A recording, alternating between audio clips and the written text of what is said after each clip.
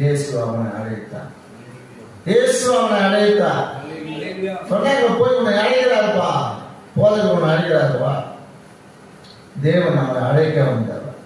தம்முடைய பணிக்காக, தம்முடைய தோட்டத்தில் வேலை செய்வதற்காக, தம்முடைய சமூகத்தில் நின்று கரங்களை உயர்த்தி ஜெபிப்பதற்காக, அவருடைய சமூகத்தில் நின்று அவர் ஆராதிப்பதற்காக அவர் அழைக்கிறார். நம்மளை அழைக்கிறவர் எப்படிப்பட்டவர்? சிலுவையில் உனக்காக அடிக்கப்பட்டவர் உன்னை அழைக்கிறார். ரத்தம் சிந்தினவர் அழைக்கிறார். காயம் ஏற்றுக்கொண்டவர் அழைக்கிறார். உனக்காக அவர் பிரியமானவர்களை பல மணி நேரம் வேதனையும் பாடுகளும் பட்டவர் அழைக்கிறார்.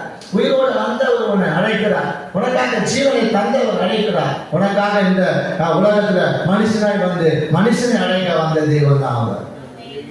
அப்படிப்பட்ட தெய்வம் மனுஷனை அழைக்கிறார். எங்க? தம் தோட்டத்துக்காக, தமக்காக, தம் தோட்டத்தை வேலை செய்ய, தன்னுடைய சமூகத்தை நீக்க. இந்த புது வருஷத்துல நாம என்ன செய்ய போறோம்? முதல் ஆராதனையில ஒரு என்ன செய்ய போறோம்? அவர் உங்களை அழைக்கிறார். வாப்பா, உன் ஜெபம் கேட்கப்படும், உன் வேண்டுதல் கேட்கப்படும், உன் மன்றாட்டு கேட்கப்படும். கர்த்தர் உனக்காக பதிலளிக்க என்ன செய்கிறாரு? அனுப்புகிறார், தூதர்கள். ஹல்லேலூயா. அப்போ அவனை கேட்க, நான் என்னப்பா செய்யணும் உனக்கு?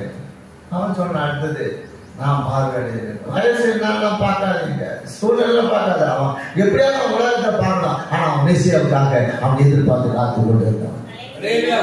மெசியா வருவாரு என்ன செஞ்சான்? எதிர்பார்த்து காத்திருந்தான். மேசியா வாழ்க்கை போது மேசியாவுதான்.